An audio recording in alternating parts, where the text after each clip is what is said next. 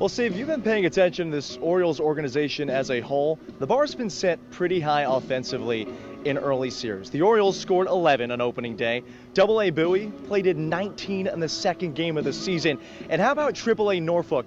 26 runs scored a week ago. And many of the guys that came across the plate, well, they started right here on that field at Purdue Stadium, including Jackson Holliday, who made his debut here in Salisbury as a 19-year-old a year ago.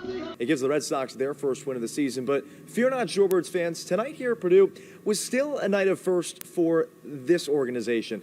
The first home game managed by new skipper Colin Woody, the first Purdue debut by the organization's highest-paid international prospect, number 13 outfielder Brylan Tavera. And oh, by the way, the first game here all over Delmarva, that felt like real baseball weather, 70 degrees around first pitch. Yeah, Steve, the warning track's still a little damp, but as you can see behind me, lines are chalked, tarp is off the field, and they are ready for baseball in the Charm City. Yeah, who knows what the next 161 games will bring? If you asked that same question a year ago, you'd be hard-pressed to find the right answer. 101 wins, the franchise's first AL East title since 2014. So while today is no crystal ball, it was perhaps a glimpse into what's to come.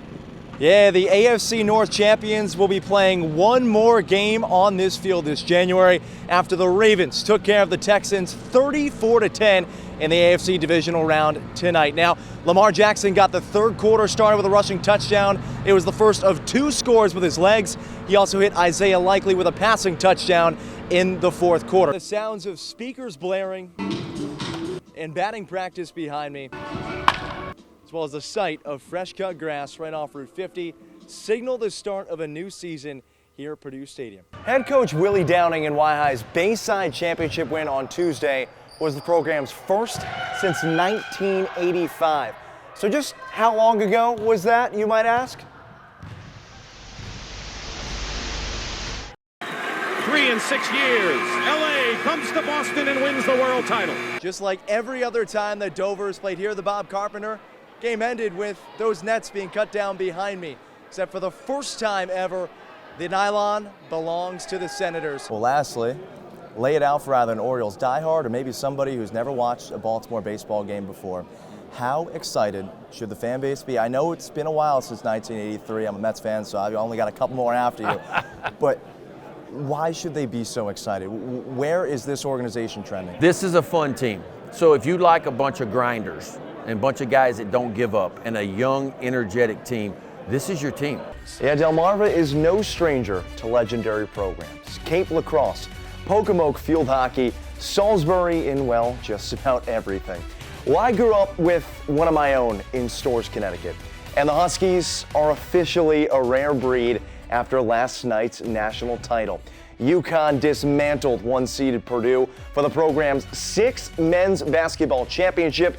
They are the first program to win back-to-back titles since Florida in 2006 and 2007. Timeout Hampton. Later in the half, UD pushing in transition once again. Christian Ray got the rebound, and call him Dorothy because those red shoes take him all the way home. Delaware up by 13. Very next inning, Marymount takes a 4-2 lead. Goals answer right back. Bartender, give Tim Petroselli a jack. A 3-run shot to right. Number 11 on the season for TP. That leads the goals this season. It's 6-4. Bottom of the frame. Rutschman again. His first multi-homer game of the season. Third jack in the past 2 days. It's 2-1 Orioles to the 8th. Same score. O's fans have already seen enough of the VAR show. Here's a curtain call. Jays would then take the lead in the 10th. Jordan Romero in for the save, and he would shut the door, inducing a game-ending ground out for Mullins as Toronto wins it 3-2. We're going to take the extra night to break down what you can expect coming up at Purdue Stadium. Luke Mealy will be on the call tomorrow from the home of the Shorebirds.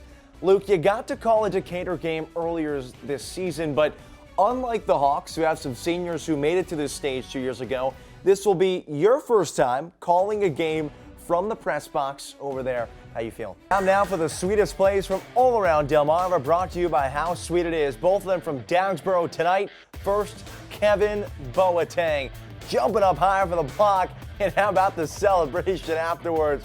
Raising both hands high and showing Coach, yeah, I own the net. But for the top spot on our list, it has to go to Luigi Dottoli. The powerful kill, that swing gave the Indians the victory. 3-1 your final as IR gets the W over Dover. Fear not, those Shorebirds fans. Delmarva still has plenty more chances to get back against Salem. Second game of the series is going to be happening right behind me tomorrow at 7:05. That'll be the second of 6 games played all the way through Sunday. Live from Purdue Stadium, Tim Nolan, DSN.